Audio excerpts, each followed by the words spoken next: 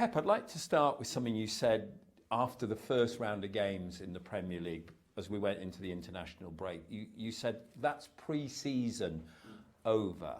And I think a lot of people probably didn't quite grasp what you were saying, but it was a strong message. Can you just expand a bit on that for us? When you have less, I would say, preparation for everybody knows the reason why, and you have one game a week, that happens is pre-season, because in this game a week you have time during the week to training, remember training. But when you start right now, every 3-4 days, the Champions League is involved, the Carabao Cup is involved next Tuesday, and the Premier League is every week, and so the season starts at that moment. How difficult a balancing act has it become as a top coach? Because you're a manager that likes, rightly, to give his players rest, but with so many top internationals away on international duty, a lot of your players, some didn't even come back, I think, here until you'd played your first game. How hard? No, but how is just to take a look. You know the players after 9 years. There are players that can handle it with less preparation, play games, others don't. There are players that can play every 3 days, the other don't. And there are players that they can do it, but during the season, in the personal issues or whatever, they can't. So it depends. So that's why I see it. I see the recoveries. I see the faces. I see my plans. And sometimes a mistake. Sometimes don't. Sometimes I think I learned when I started to be a manager to make a plan for 2 weeks, for a month. I went into this. I learned that it's useless. So the only plan is today, how many players I have, how they recover, how going to plan. We don't have a micro plans, for the weeks or something like that. Never. I take my papers and open new one and start to write ideas of what we want to do for the next game. Not for I'm going to write for the 10 days, I'm going to play in that game, we're going to play with this player, I'm going to make the training sessions, this one or this one. In the football, my point of view, everyone can do whatever they want, but playing every 3 days with a lot of games, the best way is day by day. And in terms of the number of games that your team could play if you're successful this year, maybe 80 games, could players have played that when you were playing? Is there a much different physical pressure on the modern day player? Much more. You have, not for the, I would say, physicality is higher, maybe, is less recovery. So we play a lot of games. In that time I was in Barcelona, playing European competitions, cups, so it's quite similar. Not quite similar, a bit less, but the difference is the recovery.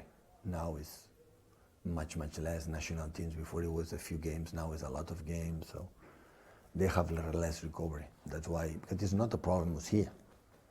Players don't complain here. Players complain here. So the stress is play your performance in front of 65,000, 70,000 people, like all countries watching you, all world is watching you, or Europe is watching you. The stress you have here, and after 1 or 2 days, and again, during 11 months, 2 weeks off, and 11 months more than year by year.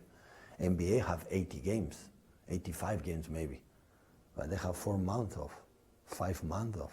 If you qualify for the playoff, here it's impossible. I think it's a really interesting point you make about the mental side of the game. When you're a player that's playing in a top team, whether it's Manchester City, Arsenal, Liverpool, Manchester United, physically and technically we expect those players to be good. That's why they're with those clubs. But when you play football in the style that you do, which is very pragmatic, very entertaining, how much toll does it take? How much does that play here on a player's mind to be able to play at that level? No, absolutely. It will sustain for many years because the quality, the mentally, the strength mentally that this group of players they have. Otherwise, it's not sustainable. So I give you a lot of credit because you can teach. You can talk about this, talk about that. You can stick this plan, or it doesn't matter. They are strong here. Yeah, when you buy a player, you don't know if they're strong. When you see there is not a machine to bring before you sign a player in the brain of the guys. You can figure out, you can imagine, you can listen, you can know information about that. But you see the skills, right, left, fast, slow, good header, bad header, I don't know. But you don't whatever how he is under pressure, how he will handle it the way we want to play. That's why always it's difficult to know it. This week, one of your players, Rodri, has become one of a number of players that have prompted a conversation about the amount of games that players are playing. It suggested that it may be that players have to take things into their own hand. Nobody would want to see that, Pep, but is there a conversation, do you think, to be had with people like yourself? Jurgen mentioned it a lot when he was at Liverpool, that the players, is there time for a conversation? Yeah, for many years, when I was in the UEFA meetings for 6, 7, 8 years, was in Barcelona and Bayern Munich, always we talk about that job, and they listen, but it was getting worse. So that's why it's not necessary to talk about more that. And it's not just Rodri. So many players talk about that, and of course, Rodri plays 70 games and complain, but there are other players that maybe play 10, 50 games a year. They don't care. They want to play. So everyone talks about a little bit, you know, his own experience. But it's not just Rodri. So many players in this league and in other leagues talk about that, because the players normally in that situation, when they have an international break, they go to the national teams to play already 2 games, 3 games, and a lot. But I am aware and I'm pretty sure of that. So if someone is going to be changed, it's in the players' hands. I'm not going to change. Jurgen is going to change. Our CEO is not going to change. The media is not going to change. You have to change. Are the players, the only ones. If they are together, everything can be moved. In the corresponding game last season at the Etihad, Arsenal were criticised, not your team, Arsenal were criticised. People suggested they came here only to take a point, only to get a draw. Was that an unfair statement? Yeah, it's not true. Because they wanna do different things, and sometimes when you are good, they defend deeper or whatever. But I know a little bit, Mikel, a little bit. Just a little bit. Just a little bit. We worked together a few years and never plan a game to go a draw. So, but sometimes it happened. So otherwise, if it was a draw, otherwise Arsenal in 2024, except one draw against us, won all the games away. So if it just was towards a draw, we would lose a lot of games. It didn't happen. You mentioned Mikel there, and everybody knows how well you know each other, and he grew up under you.